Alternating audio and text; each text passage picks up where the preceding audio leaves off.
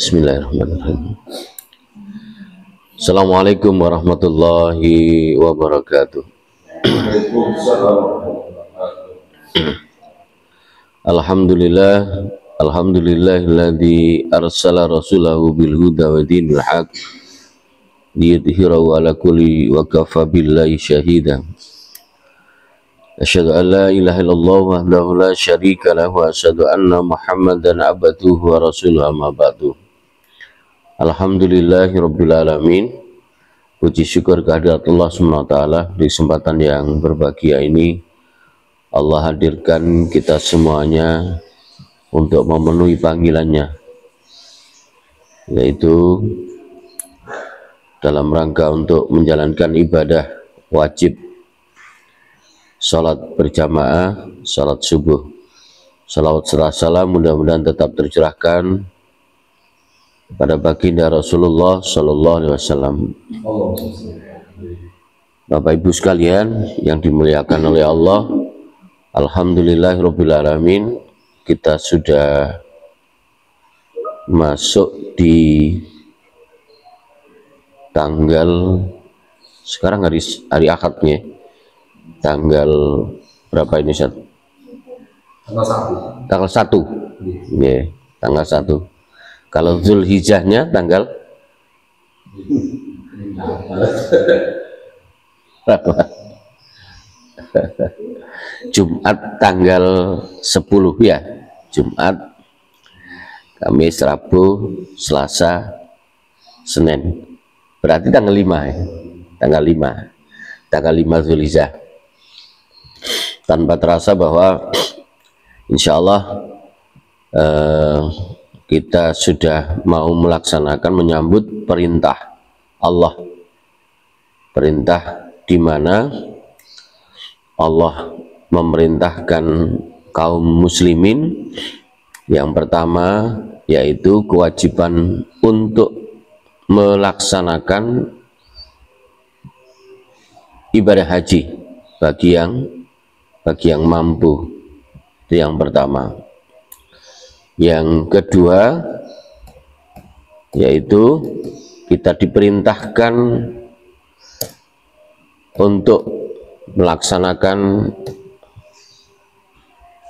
berkorban, yang kemarin kita bahas berkenaan dengan yaitu surat Al-Kautsar ya. Setelah kita diberi nikmat, di situ ada perintah Allah yaitu fasholli lirabbika wanhar. Itu perintah. Bapak Ibu sekalian yang dimuliakan oleh Allah, pada dasarnya pada saat kita berbincang tentang Idul Kurban ya, tentang Idul Kurban atau hari raya Idul Adha yang diperingati oleh seluruh umat Islam yang ada di dunia, yaitu pada tanggal 10 Zulhijjah gitu ya. Ini adalah sebagai bentuk untuk mengenang sebuah kisah teladan Nabi kita, yaitu Nabi Ibrahim alaihissalam dan putranya yaitu Nabi Ismail. Yang pasti peristiwa besar dan agung dari kerelaan Nabi Ibrahim untuk memberikan anaknya. Jadi sebenarnya kita ketahui Idul Kurban itu memiliki beberapa hal. Yang pertama yaitu yang jelas di situ adalah ada perintah Allah Subhanahu wa taala sebagaimana dan nabinya sebagai bentuk upaya mendekatkan diri kepada Allah Subhanahu wa taala. Dan berikutnya adalah paling tidak kita mengambil hikmah dari suri tauladan selain Nabi, yaitu suri tauladan yang diberikan oleh Nabi Ibrahim. Yang di situ kita sebut bahwa yang peristiwa agungnya, peristiwa besarnya adalah kerelaan Nabi Ibrahim untuk menyembelih anaknya. Nah, Nabi Ismail tentunya memiliki banyak hikmah dan pelajaran yang sangat berharga untuk difahami dan diteladani. Nah, kita coba sama-sama gitu ya, sama-sama hikmah dari Idul Adha itu sendiri. Tapi sekilas bahwa Nabi Ibrahim yang memiliki istri yang pertama bernama siapa? Sarah, ya, Siti Sarah, gitu ya. Sudah bertahun-tahun, berpuluh-puluh tahun tidak memiliki putra, gitu ya. Sehingga dinikahilah gitu ya, seorang wanita yang sebenarnya seorang wanita itu adalah dihadiahi dari salah satu raja, gitu ya, pemimpin di suatu kaum situ, yaitu yang bernama Siti Hajar, ya, Siti Hajar. Barulah setelah menikahi Siti Hajar memiliki hamil dan memiliki putra, yaitu Nabi Ismail, dan itu menunggunya dalam waktu yang luar biasa, gitu ya. Sehingga ya sifat manusia bagaimanapun juga, yang istri pertama tidak memiliki putra, lalu istri yang kedua memiliki putra, sifat manusia kecemburuan itu biasa, sehingga diperintahkan oleh Allah untuk ya membawa di satu tempat, yang di situ Siti Hajar, gitu ya, dan putranya yang masih kecil Ismail yang ditempatkan di sebuah tempat yang tidak ada sesuatu di sana. Di ke kanan tidak ada pohon-pohon, ke kiri, ke depan, ke belakang. Jadi tidak ada sebuah hamparan, gitu ya. Itu sampai peristiwa di situ pada saat diturunkan dari kendaraannya, juga kendaraan hewan tunggangannya di situ, maka Siti Hajar bertanya kepada Nabi Ibrahim, wahai suamiku, apakah engkau akan meninggalkanku, begitu ya. Jadi ditinggalkan begitu saja. Nabi Ibrahim hanya diam dan tidak menjawab, begitu. Lalu istrinya ini menyampaikan, apakah ini perintah Allah? Maka mengangguklah, kalaupun ini perintah Allah akan dijalani dengan sebaik-baiknya. Maka ditinggal begitu saja. Dengan pasti seorang ayah, gitu ya, yang di situ lama mengidam-idamkan seorang anak, tapi setelah lahir, waktunya untuk ya membahagiakan diri, bermain dengan putranya, ternyata perintah Allah yaitu memisahkan diri dengan istri dan anaknya. Nah, dari kisah mungkin secara singkat, kisah berikutnya sampai di situ ada kehidupan baru dengan munculnya air Zam-Zam. Ya, insya Allah semuanya sudah paham perihal itu. Berikutnya setelah menginjak besar, ternyata dari istri yang pertama ya lahirlah seorang anak juga, gitu ya. Dan pada saat itulah berkunjung Nabi Ibrahim kepada istrinya, gitu ya, Siti Hajar dan Ismail putranya. Ada yang mengatakan, mungkin bayangan kita, ada yang mengatakan Nabi Ismail pada saat itu adalah Nabi Ismail yang masih kecil, gitu ya. Tapi ada sebuah riwayat bahwa di situ Ada yang mengatakan Nabi Ismail itu sudah besar, bahkan sudah dewasa. Wallahu alam bisawab. Nah, sampai ketemu ya, setelah lama tidak ketemu dipertemukan kembali. Di situ ada perintah Allah. Perintah untuk apa? Perintah untuk menyembelih, begitu ya, dengan mimpinya, dengan wahyu yang diperintahkan oleh Allah melalui mimpinya. Lalu mungkin ada hal penting yang perlu kita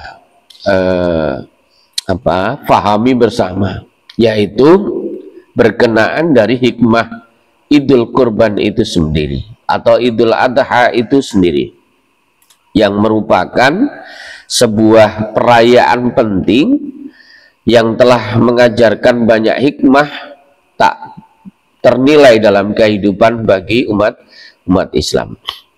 Maka di sini hikmah yang pertama adalah dari Idul Kurban atau Idul Adha adalah dalam rangka mendekatkan diri kepada Allah SWT.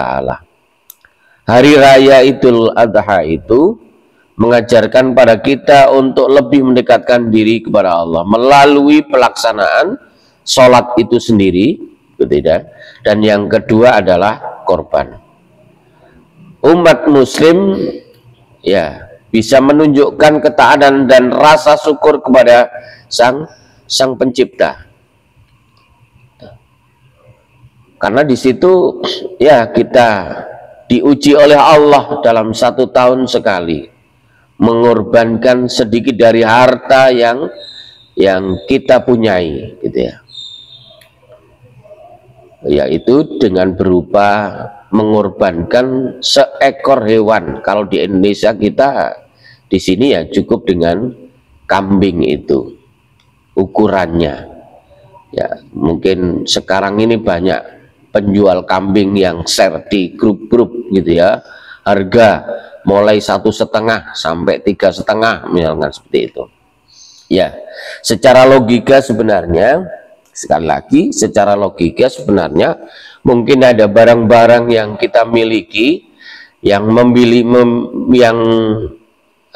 kita membelinya nilainya bisa jadi lebih dari itu. Satu contoh sekarang, siapa yang tidak memiliki HP, dan HP itu sekarang ya luar biasa macam-macamnya harganya, gitu ya. Ini kalau ada temen itu punya iPhone ya, HP yang harganya 12 juta, memang untuk apa ini, untuk alat untuk medsos gitu ya, untuk mengambil gambar, mengambil video dan lain sebagainya. Mungkin tidak merasa kita bahwa di situ ada rizki-rizki Allah yang dititipkan, yang diberikan kepada kita semuanya. Nah, pada saat inilah kita sekali lagi upaya diuji oleh Allah untuk mendekatkan diri, yaitu dengan mengorbankan sebagian dari harta yang kita miliki. Itu yang pertama. Yang kedua adalah mengajarkan tentang keikhlasan, yaitu keikhlasan. Idul Adha mengajarkan tentang pengorbanan dan keikhlasan, seperti yang ditunjukkan Nabi Ibrahim ketika dia dengan tulus mengorbankan putranya yang karena menaati perintah Allah. Nah, dari kisah tersebut kita belajar untuk mengutamakan kepentingan orang lain di atas kepentingan pribadi. Itu salah satunya, mengajarkan tentang ikhlas apa yang telah kita miliki, bisa jadi ikhlas apa yang sudah kita kumpulkan lalu kita korbankan, dan setelah itu dibagi-bagikan kalau berupa hewan kurban. Mungkin bisa jadi ada yang berkorban lalu nggak jadi, misalkan mak nyaman gitu ya, setelah beli mahal-mahal, setelah itu dibagi-bagikan. Ya, tidak semuanya orang gitu ya, tidak semua orang ikhlas, tidak semua orang siap untuk mengorbankan dari apa yang dia miliki tadi itu. Tidak semuanya, sekali lagi. Nah, lalu yang ketiga, yaitu yang tadi itu yang saya sebutkan, mengajarkan untuk saling berbagi. Di situ ada tingkatan hablum minallahnya, hablum minallahnya. Poin yang pertama tadi itu, yaitu mendekatkan diri kepada Allah dan ikhlas, ya ikhlas mengeluarkan apa yang kita miliki, kita cintai. Dan yang kedua, hablum minan nasnya, hikmah yang ketiga, yaitu mengajarkan untuk saling berbagi, mengajarkan kita untuk saling berbagi kebahagiaan dengan sesama. Dan berkorban itu merupakan tindakan memberikan sebagian dari harta kepada mereka, ya, sesama saudara yang membutuhkan. Hal tersebut mengingatkan kita untuk kita tidak melupakan bahwa mereka yang kurang beruntung di kehidupan kita ini sendiri. Cuman memang bedanya kalau antara Idul Kurban dengan zakat. Kalau Idul Kurban itu untuk semuanya. Ya, kalau di situ kita bermasyarakat di, misalkan seperti di GWK, tidak peduli itu kaya maupun miskin, tidak, gitu ya. Ya semuanya ya juga boleh kita beri dari apa yang telah kita korbankan. Sebenarnya lebih baik lagi seandainya di situ ada masyarakat yang mungkin sangat membutuhkan, masyarakat yang di sekitar kita itu mungkin lebih utama. Tetapi di sini untuk kurban tidak ada batasan apakah dia itu kaya maupun miskin.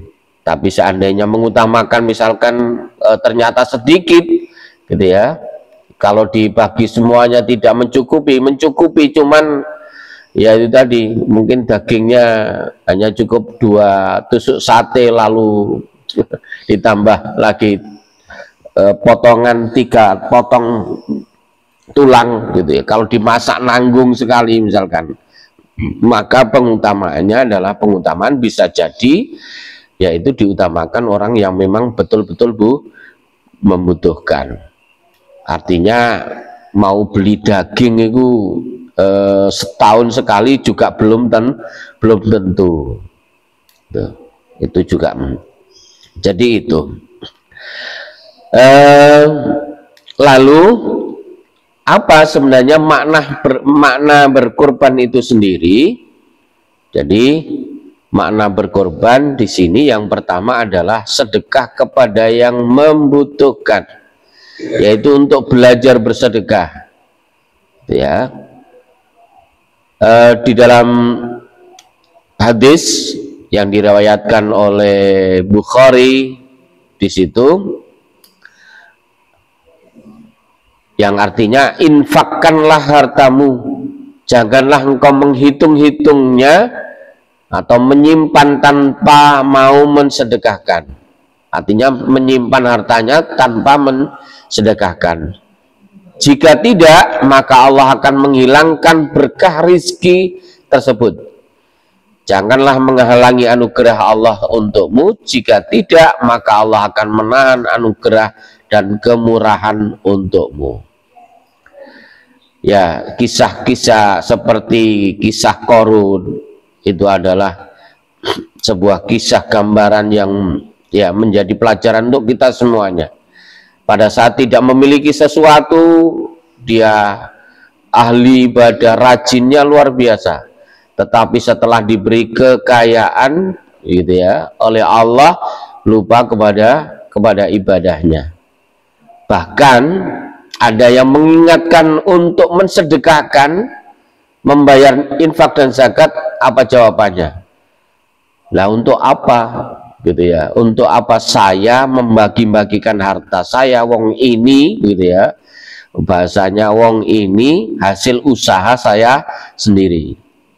Itu yang Allah di sini tadi Rasulullah menyampaikan, jika masih menghitung-hitung maka akan menghilangkan berkah rizkinya, dan Allah mengambil semua harta kekayaannya. Karena memang harta kekayaan Qarun itu luar biasa. Kunci gudangnya saja itu dengan menggunakan kendaraan, saking banyaknya, gitu ya. Akhirnya Allah menenggelamkannya, ya, mengubur semua harta kekayaannya, gitu ya, sampai Indonesia kalau menemukan sesuatu disebut dengan harta karun, harta karun, gitu. Ya, apakah nyampe Indonesia atau gimana? Ya, kalau nemu di Jelbuk berarti di situ juga begitu. Oh, nemu harta karun, gitu ya. Itu istilah insya Allah, ya. Saking banyaknya, gitu. Lalu yang kedua dari makna korban itu sendiri, yaitu menjalankan tuntunan Nabi. Ketika melaksanakan ibadah kurban, pastinya di situ ada aturan serta ketentuan tertentu. Tidak semua hewan dapat menjadi kurban. Hewan yang dikurbankan merupakan hewan yang kondisi yang pertama adalah kondisi prima, yang sehat, gitu ya, tidak cacat, serta sudah masuk umur. Seperti yang pertama kali sebenarnya manusia berkorban itu dicontohkan oleh putra putrinya Nabi Adam, Qabil dan Abil. Di situ diperintahkan kedua-duanya diperintahkan untuk berkorban. Yang satu petani, yang satu peternak, gitu ya. Yang satu pada saat berkorban dipilihkan yang jelek, yang dijelek-jelek. Yang satunya dipilihkan yang terbaik. Itu contoh gambaran dua bentuk manusia. Yang satunya berkorbannya karena memang betul-betul berkorban karena Allah sehingga memilihkan yang terbaik. Tetapi yang satu lagi berkorbannya dicarikan yang terjelek. Mampu, misalkan mampu membeli yang 4 juta, gitu ya. Ternyata daripada untuk beli kambing 4 juta, setelah itu disembelih dibagi-bagikan ke orang lain, biar nyari yang aja lah, harga-harga 750 misalkan, itu pokoknya beli kambing, begitu ya. Itu bukan tujuan untuk mendekatkan diri kepada Allah Subhanahu wa taala. Lalu mungkin sebagai dari akhir ada sebuah khutbah yang disampaikan oleh Rasulullah Shallallahu Alaihi Wasallam pada hari Idul Adha, yaitu setelah mengerjakan sholat Idul Adha. Beliaunya bersabda, man shalla salatana wa nasaka nusukana faqad asaba nusuk, wa man nasaka qabla shalah fa innahu qabla shalah wala nusuk lahu. Siapa yang sholat seperti sholat kami dan menyembelih kurban seperti kurban kami, maka ia telah mendapatkan pahala kurban. Barang siapa yang berkorban sebelum sholat Idul Adha, maka itu hanyalah sembelihan yang ada sebelum sholat dan tidak dianggap sebagai kurban. Hari Jumat, bagaimana kalau kita sembelih hewan kurbannya malam Jumat saja misalkan? Ya, tidak masuk dalam kategori berkorban, tapi masuk dalam kategori hanya sedekah saja, seperti kita membayar zakat, gitu ya, zakat fitrah, ya, sebelum sholat itu maksimal sebelum sholat. Tapi kalau dilaksanakan setelah sholat, bukan lagi zakat fitrah namanya, tapi sedekah. Dan yang terakhir, wahai Rasulullah, aku telah menyembelih kambingku sebelum sholat Idul Adha. Ini ternyata terjadi di zaman Rasulullah ya. Aku tahu bahwa hari itu adalah hari untuk makan dan minum. Aku senang jika kambingku adalah binatang yang pertama kali disembelih di rumahku. Iya, alias gaya-gayaan gitu ya. Kepengin terkenal misalkan kambingnya disembelih sebelum yang lainnya. Oleh karena itu aku menyembelihnya dan aku sarapan dengannya sebelum aku sholat Idul Adha.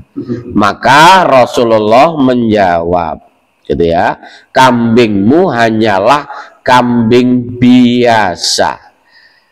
Yaitu maksudnya di sini yang dimakan dagingnya bukan kambing kurban, bukan termasuk kambing kurban.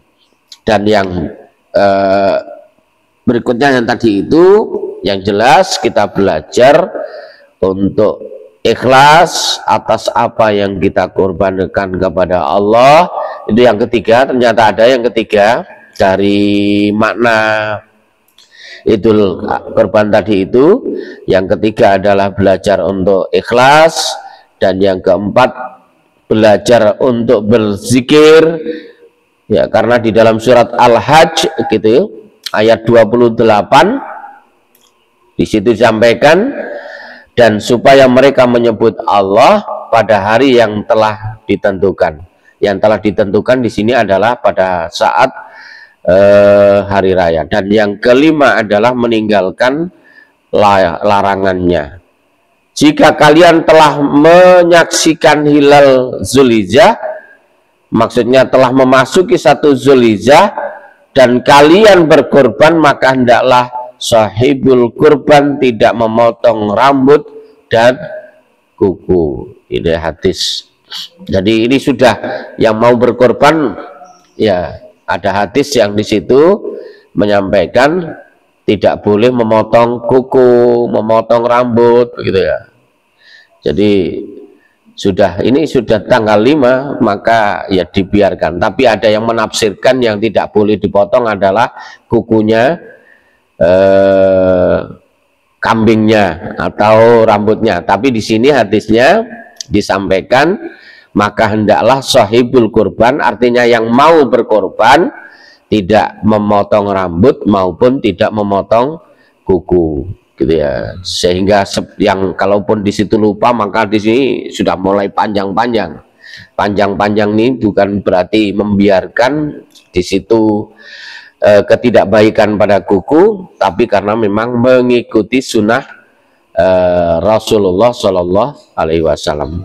Jadi itu mungkin Bapak Ibu sekalian yang dimuliakan oleh Allah. Mudah-mudahan kita semuanya dimampukan oleh Allah dan dikuatkan untuk menjalankan segala perintahnya. Dan salah satunya adalah dengan cara mendekatkan diri kepada Allah Subhanahu Wa Taala di bulan Zulhijjah ini, yaitu di hari raya Idul Adha. Mudah-mudahan bermanfaat. Kita akhiri dengan membaca hamdalah, alhamdulillahirabbil alamin, subhanakallah bihamdika, asyhadu an la ilaha illa anta, astaghfiruka wa atubu ilaik. Wassalamualaikum warahmatullahi wabarakatuh.